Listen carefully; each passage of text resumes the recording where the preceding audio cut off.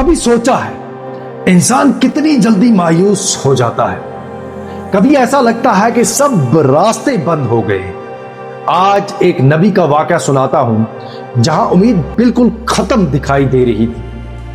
حضرت یونس علیہ السلام۔ دوستو، حضرت یونس علیہ السلام اپنی قوم کو برسوں سمجھاتے رہے، لیکن کسی نے بھی ان کی بات نہ مانی تو وہ اللہ کی اجازت کے بغیر شہر چھوڑ کر چلے گئے۔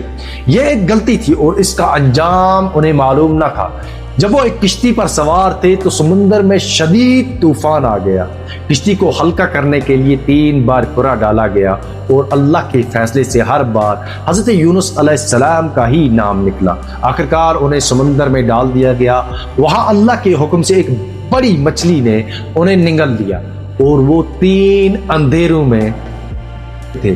رات کا اندھیرا، سمندر کی گہرائی کا اندھیرا، مچھلی کے پیٹ کا اندھیرا، نہ کوئی روشنی نہ راستہ، صرف اللہ کی ذات۔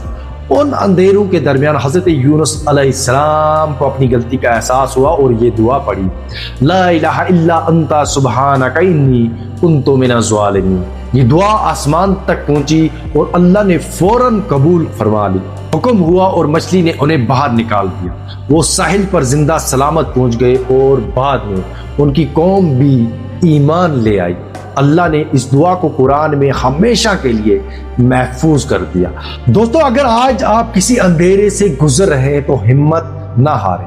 آپ کا رب آپ کی آواز سن رہا ہے۔ اگر یہ بات آپ کے دل تک پہنچی ہے تو اسے دوسروں تک ضرور پہنچائیں۔